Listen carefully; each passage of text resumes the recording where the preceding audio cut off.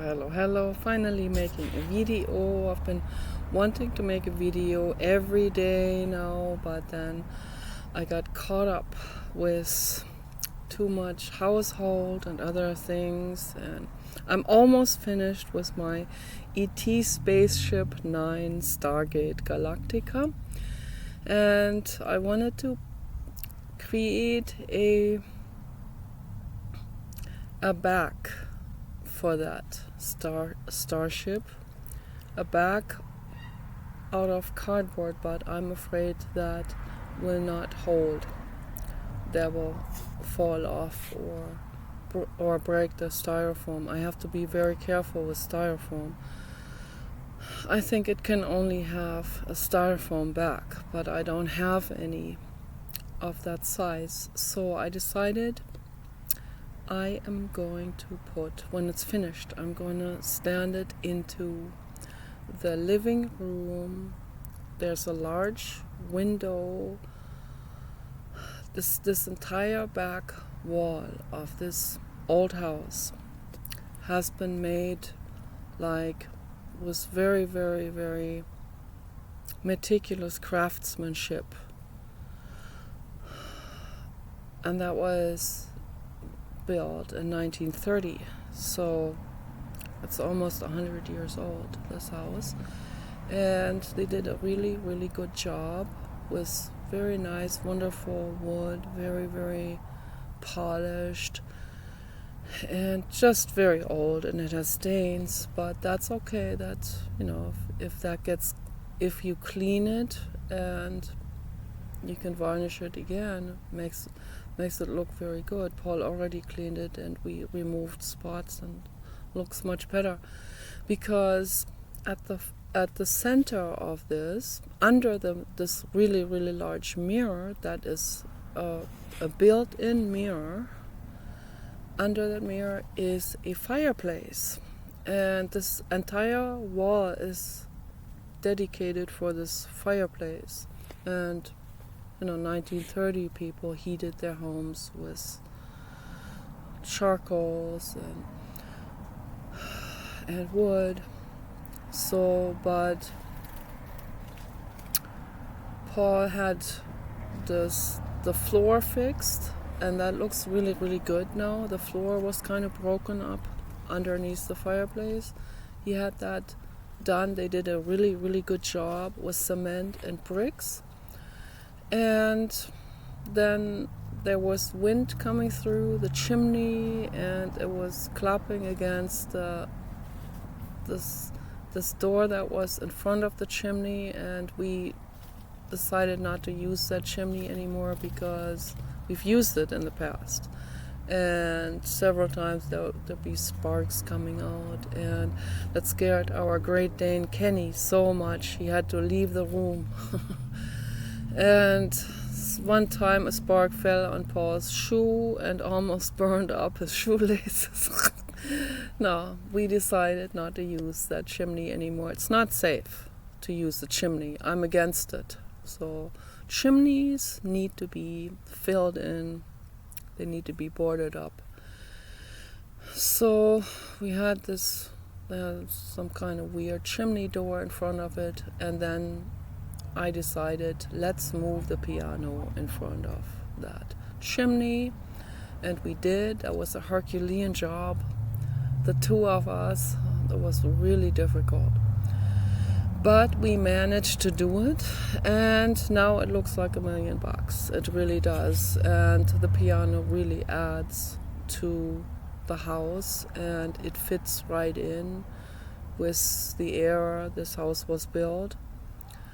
Looks great, and the piano is also, it stands on those trolley types. I don't know how that's called, like trolley wheels, and we decided to just leave it like this because it looks good elevated like this, and the trolley wheels don't make it look bad. They are also made out of a wooden platform, And so above the piano is this really nice, like a frame board where you can set things into it, and within this entire frame board, this goes all the way around, also underneath the ceiling as well, and set right into that is a very large mirror, which looks absolutely amazing. And I decided I'm gonna put my ET Spaceship Nine right into that mirror frame, and it fits in there size wise, looks really great. I have another artwork standing in there right now, which is called Kaspar Hauser und sein Pferd, which means Kaspar Hauser and his horse. It's an art piece made out of cardboard, and I'm gonna set that artwork up on end, so to complement ET Spaceship Nine from one side, so to give this a little bit more stability standing in that frame, because I'm not going to glue it in, just going to stand those into it like that, and that's going to look amazing. I know it will.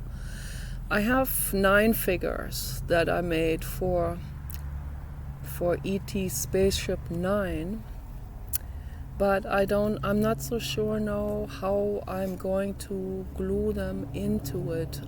I'm afraid that might ruin that spaceship, so I think I'm not gonna put the figures into it, because they might cause problems. They might cause that to fall over or something, so I don't know. I don't want to take any chances with this. Now that I decided I'm going to put it into the mirror, I think I'm just going to set it into the mirror and leave it like that. And I will put the figures probably onto my other two. I have other 2 ET spaceships in the living room that are sitting up horizontally, and I think I'm going to set all of these figures into those, divide them up and put some in one and some in the other.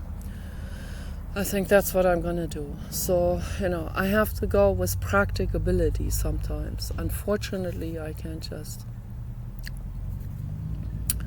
figure something out like that's what I'm going to do, but then it ends up crashing or falling over and not working out. So this has to be thought through, all of these things, particularly when it's a larger process, a larger object that you're working with, and particularly with styrofoam. So styrofoam is very flimsy and very lightweight, and it can fall over. So if you give this too much weight at one end, then it can definitely cause some problems. So I'm not going to do that, because the figures are made out of a Play-Doh type of material, and they're kind of heavy.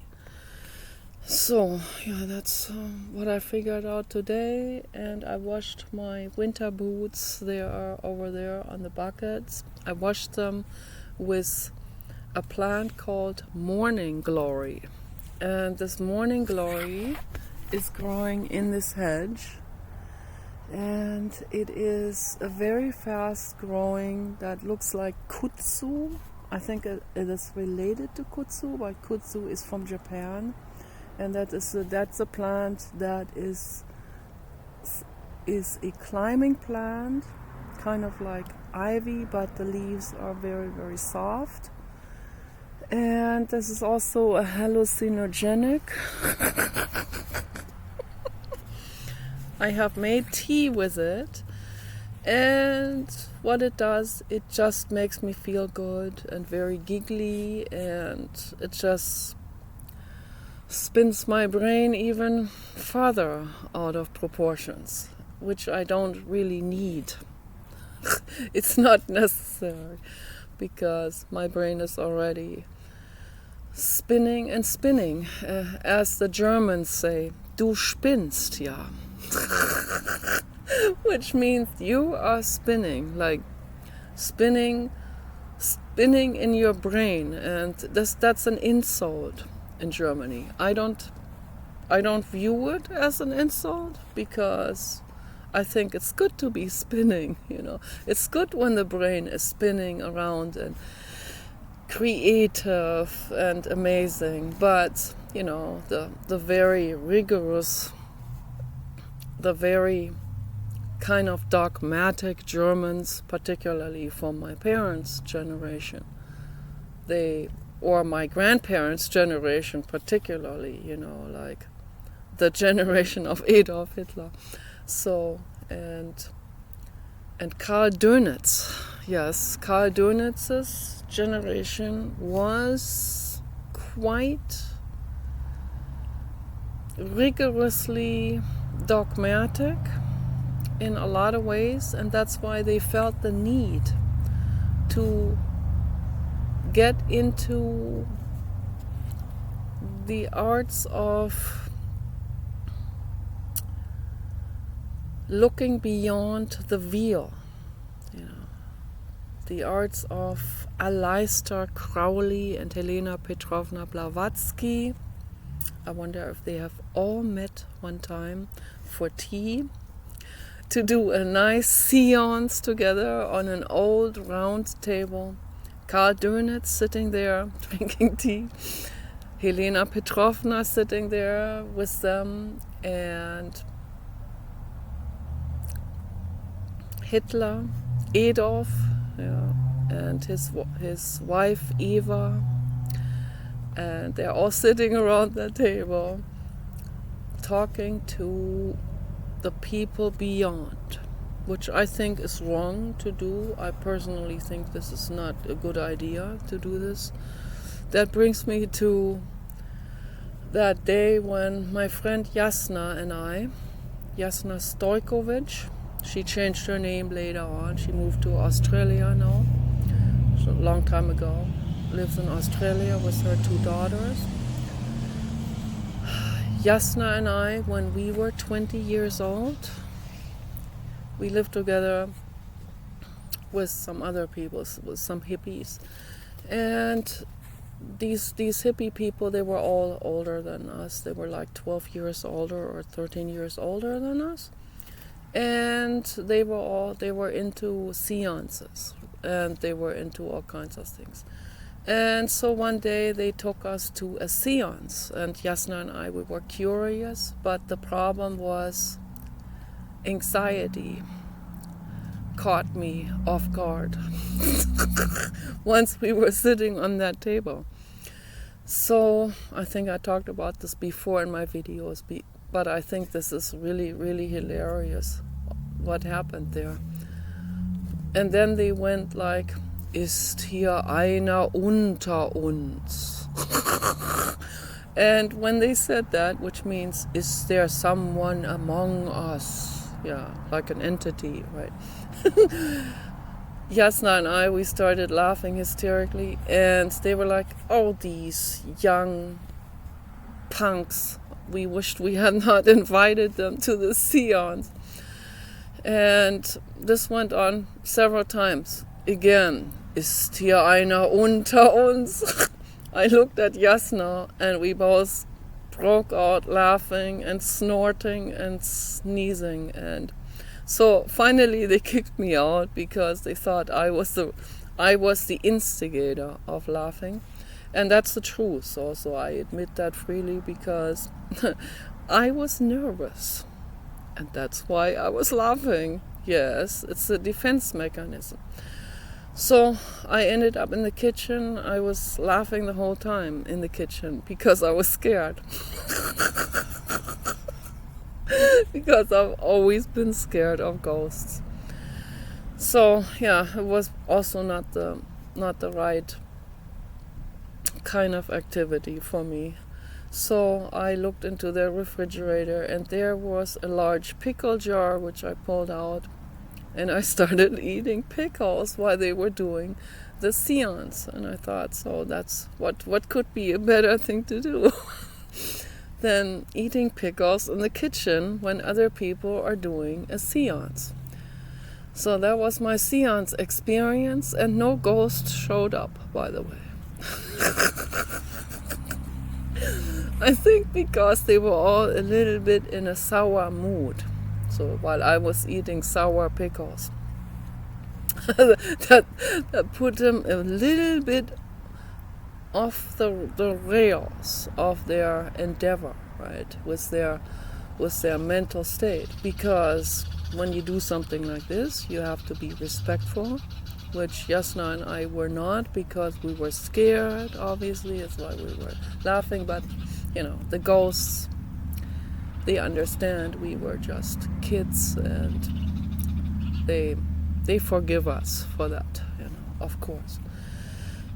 So, and I don't know what kind of ghosts or entities they were looking for definitely for those that have something to teach us. But, I was afraid, and I am still afraid to this day. I don't ever want to have an encounter of that kind. So it's not necessary.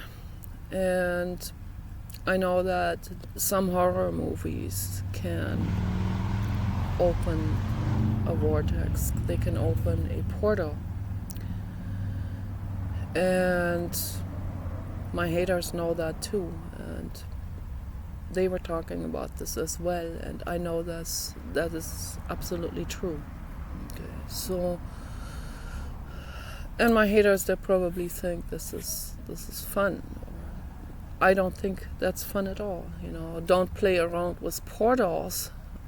So Stargate Galactica is a portal of love and art. So, and because of that, I'm gonna set it into the window, and if I look into the mirror, and if I look into the mirrors through that portal, then who knows? Maybe we will be transported into a different dimension, into a parallel reality that is a better reality, right?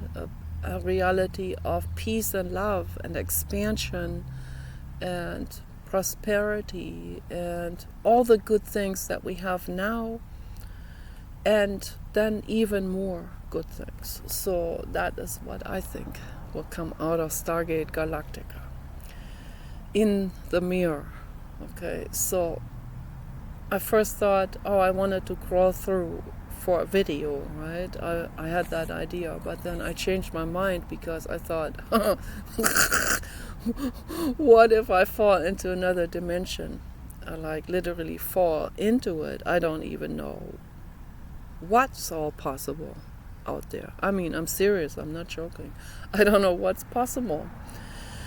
So, but obviously that Stargate Galactica is all about love and art and creativity and expansion and learning and growing in the good way, not in the suffering way.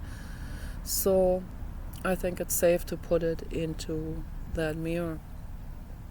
It's a nice compliment for that mirror and that entire fireplace wall with the shelves. There are shelves next to that mirror frame, all built in very, very wonderfully and sturdy and very, very nice. So, but other than that particular wall, the house got some issues. It is kind of sagging a little bit into one corner over there in the bedroom, but into the closet, but that's why we can't rent it to someone like HUD people. But yeah, it's not very noticeable. The other house has sagging too, so because of previous water damage. So there were the people that lived before us in that house, they would go on a vacation for a month or something. And I think that was the original owners, because they were from Sweden, and they would probably go back for a month or two during the winter back to Sweden to their other house. And while they did that, they forgot to turn the water off. And then what happened during one really cold winter, the pipes were full of water, and the pipes froze. And the piping inside of the house and the walls and the floors. And then what happens when a pipe that's full of water freezes? Then the water freezes, and when the water freezes, it expands. The molecular structure causes the liquid to become bulkier and expands. So there is so much force chemically behind that with the freezing process and the expansion of the molecular structure of H2O that it actually busts any kind of pipe you have. So that's why when we come here, even for just a week, we turn the water off, because we don't want that to happen. We even turn the water off in the summertime because who knows what might happen. A rat might decide to chew through a pipe or whatever. We don't want any more leaking and water damage. And the other house is really that had really suffered from wrong decisions in the past from people. And there are bats in the crawl spaces, in the attic. The attic is not it's not like an A-frame. It's more like a California sort of house. It's in Oregon, but it's a California type of house where the A-frame is not very steep, because you can actually walk on it, which Paula has done. I don't like seeing that, but because they don't have a lot of snowfall there. So, but then the attic is just like a crawl space, and nobody can even go into it, which I think is just a waste of resources and space and effort. Why not just create a roof that is whatever angle, sort of, angle roof that is, and then you don't have a crawl space underneath, which I think it's ridiculous to have a crawl space, because all that will happen is there will be bugs going in there at best, and bats and birds and rats and all kinds of animals will crawl into this crawl space designated for them, and they will make messes, and they might die in there, and then there will be a bunch of flies, and it's not the best solution. So, and Paul wanted to board all of that up, and I said, you can't do this because there are baby bats hanging in there, okay? And they come out there at night, the bats, the mama bats and the papa bats, and they eat insects, and they're very, very good for the environment, okay? Very useful, very, very, very helpful. They're helpful components of a functioning environment. And they have their babies hanging in there, and I said, even if the parents are not in there, you can't board that up. They have to come back in and nurse their babies. That would bother me really bad, thinking that there are baby bats where the parents are separated from them. You don't do that to any living being.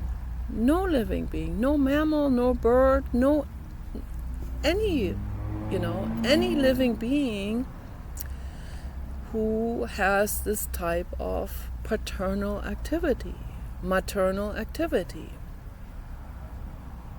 So I don't know very much about octopuses. They are obviously not on our lineage. Our common ancestor was an ocean flatworm, so that would an ocean, like one of those flukes or flatworms that have originally those among the very first multicellular organisms, of course, that evolved in the ocean. And so that's our common ancestor with the octopus. But then we have a parallel evolution, and look what evolved out of those.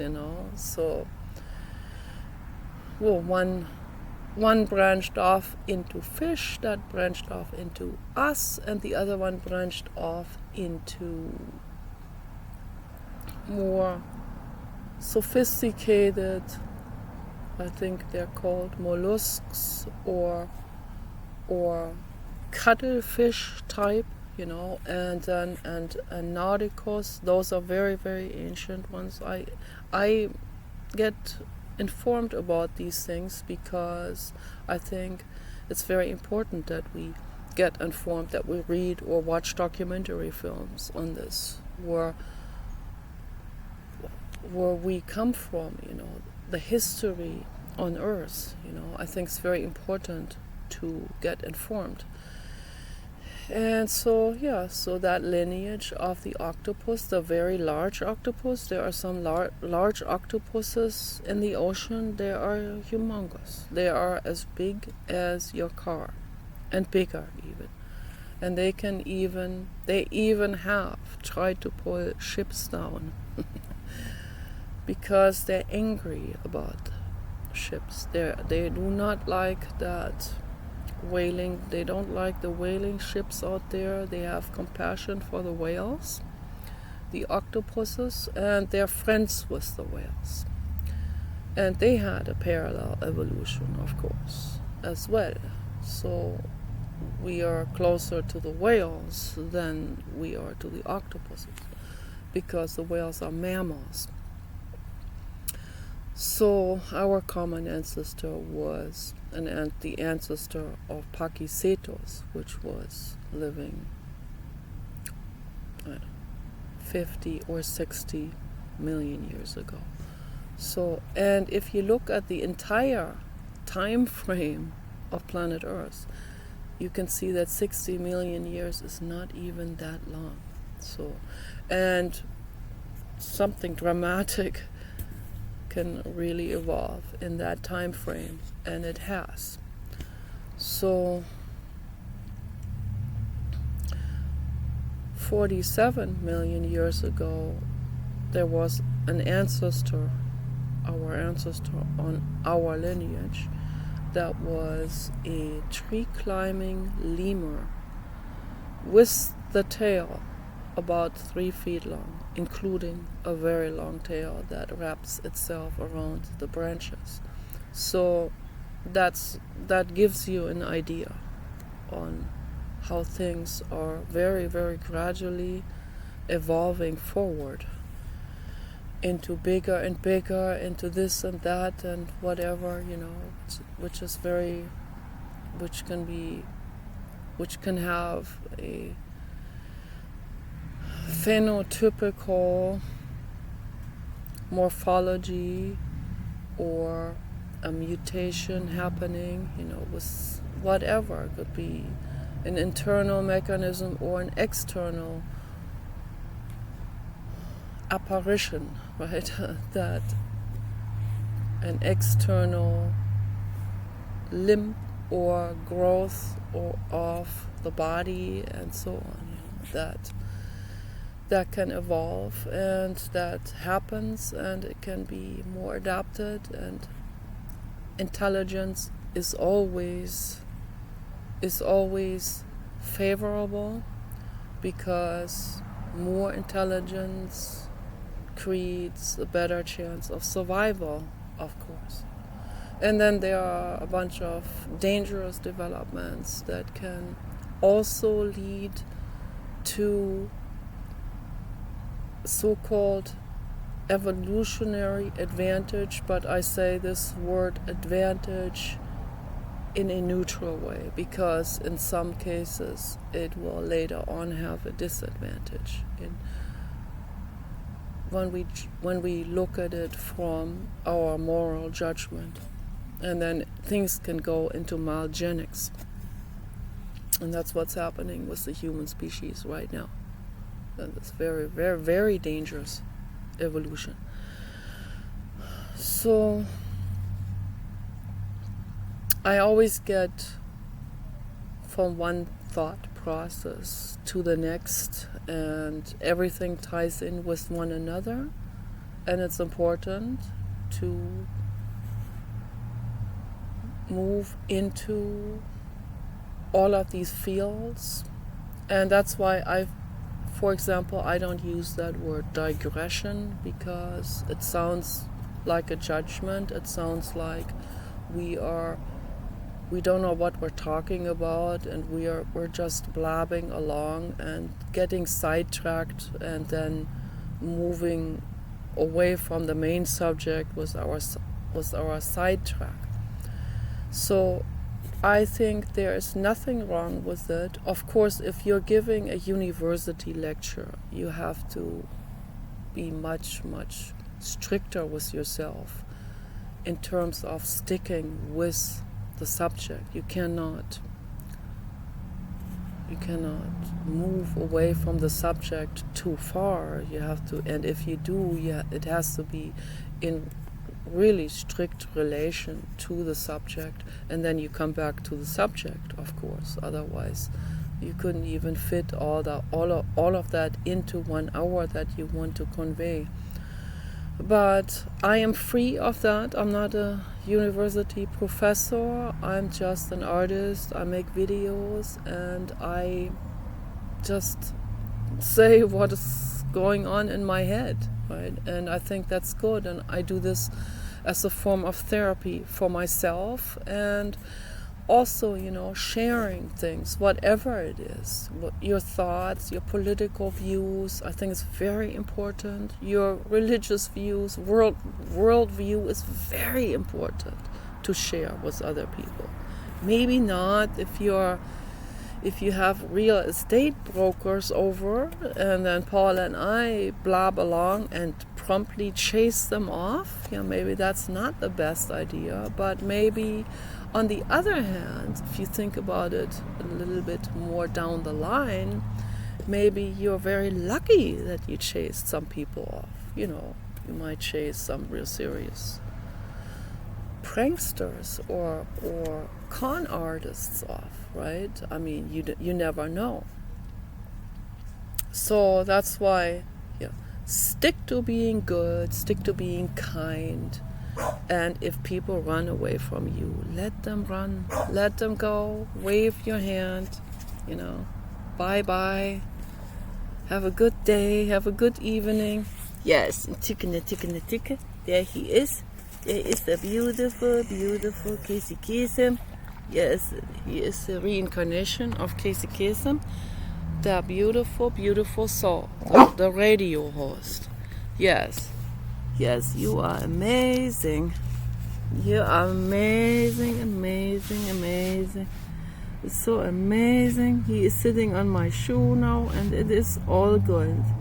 Yes, it's getting a little bit chilly now, but we are wrapping the video up now, because there's only one more thing I want to address, and that is, be good even if other people run away. Think for yourself. Question everything. Question literally everything you have been told, and investigate things for yourself. Find out, Don't just take someone else's word for it, or a priest, or a bishop, or a pope. These people do not know what they're doing. A lot of those people are criminals, okay? They want to lure you in and make you completely complacent and appease you and just satisfy you into total oblivion. That's what religion does. That's what it's for. It's to make you not think. It's to make you not question anything. So pay close attention to that. Pay close attention and abandon it. Step out of your religion. Step out and be yourself and be creative and be free. Be free like a bird. Okay? Do it. It's very, very important. So there's one story that my mother has told me, which I wanted to incorporate into this video. For several days I've been thinking about this, because this story that my mother has told me a long time ago, about 30 years ago or so. She told me the story. She told me several times the story at different times. And I never stop her from telling me the story again, because, unless someone is repeating themselves every single day, then you have to say, yeah, you just told me yesterday, like with Paul, for example. Loop stories. But my mother told me this a few times, and each time I listened very intently, because it's a very philosophical story that has a very, very potent message for you. And the story goes like this. I don't know who came up with that story, but it's some kind of invented story that someone came up with as a form of warning to the public, as a form of message to everyone. Pay attention, question things, don't just take someone's word for it, and don't get lured into some kind of peer pressure or competition drive where you lose touch with reason and reality. Okay, so don't do it. Stay within reason, within reality, and within kindness. Okay, very important. So here's a story that my mother told. A teacher of a junior high school type of level class. No, baby dog, no, don't do it. No, baby dog, no, I'm gonna get upset. No, don't do it. He's getting a little bit antsy now. So, teacher of a junior high school type of class. I don't know how many kids were in that class, about 30, let's say. I don't recall the exact details, what she said, but he had these 30 kids, like teenagers in the class. They were like 15 or 16. And I think there was a philosophy class, and they were discussing all kinds of things like courage and stuff like that. And he wanted to test them. I hope this never happened in reality. This story, I hope it's not an anecdote from something that actually happened. But anyway, the teacher said, I have an assignment for you today. I'm giving you this assignment. We are, I don't know, they were on a high level in some kind of tower or something. That school class was in a tower that was several stories high, like let's say 6-7 stories high. And he opened the window to that classroom and he said, look down there. Down there is the marketplace. Okay. And this is my assignment for you. The most courageous of you, or the second most courageous, the third most courageous, and it goes all the way through the whole class for every single person. You get a prize from me, and you get a praise, and you get really, really high grades. So whoever jumps out of that window onto the marketplace gets the highest grades. And the second one gets the second highest grades, and then all the way through. And lo and behold, it didn't take very long until the most courageous person and the most dogmatic person the one that can only see his grades in that situation and nothing else. Okay? His brain is crowded with, I want the grades, I want the grades. He decides to climb up onto the window frame and jumps out. Didn't take very long until the next one jumped out. And then the entire class, one after another, jumped out to their death. And they were all scattered around on the marketplace, down low. And blood all over the place, brains out, everything. And there was only one student left that did not jump out. And he sat there and he said, I'm not going to jump because I care about my body and I don't care about the grades as much as I care about my health and my body, and I want to have a life because I know if I jump out there, I will not survive it like the other people.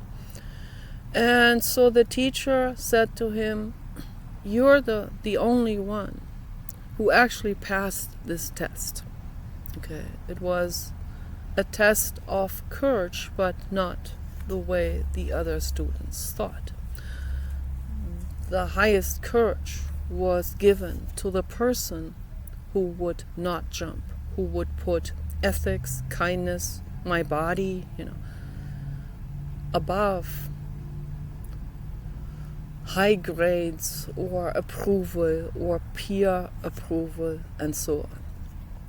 So I hope this is just a made-up story to teach kids, right, about what it means to, this is really a philosophy story, the philosophy of stand up for yourself, okay, put priorities where they belong, question things, and that is the really courageous person who knows what is right and what is wrong, who knows that my body, their body, is infinitely more important than grades, right? So now, but it takes obviously courage to stand alone and to question things. And so I think this is a great parable that my mother told me, and I appreciate it deeply that she told me this parable, and let's really take this parable into account with this current political time that we are in, and say no to woke, say no to mutilating your body for trans surgeries, say no to peer pressure, say no to riots, say no to violence, say no to religion. Okay? And then when we all do this, this is a test of courage. And when you do it, when you actually do it out of the goodness of your heart, okay, and out of meditation and seeing what is right and what is wrong, then when you create space in your brain, okay, then you can make the right decision. Then you can see everything. You can see the lies, you can see who is lying and who is not lying. Okay, you can see the good Samaritan, you can see the person who is tricking people to get their way politically. So you can see everyone for who they are. Joe Biden, Kamala Harris, Barack Obama, those are the ones that are trying to trick you. Donald Trump is the honest, good person. Okay. That's the fact. This is so vitally important to understand this and see this. Normally, in the past, I would not have made a video like this because I go like, oh well, this is up to people, to each person whom I to say this is right or this is wrong. I was way more relativist also. in a lot of cases, and sometimes I wouldn't even vote, because and when you have a situation where you think it's not even important to vote, it's like whatever, they're either both good, then it doesn't matter who wins, or they're both equally bad, and then it doesn't matter, right? But now with Donald Trump about to save this country and the whole world versus the other people that are destroying this world, it cannot be more split in terms of good versus bad. Okay, it really can't. And my conscience is telling me to tell you this. Okay, so you guys take care. Okay, peace and love for all living beings. Think for yourself.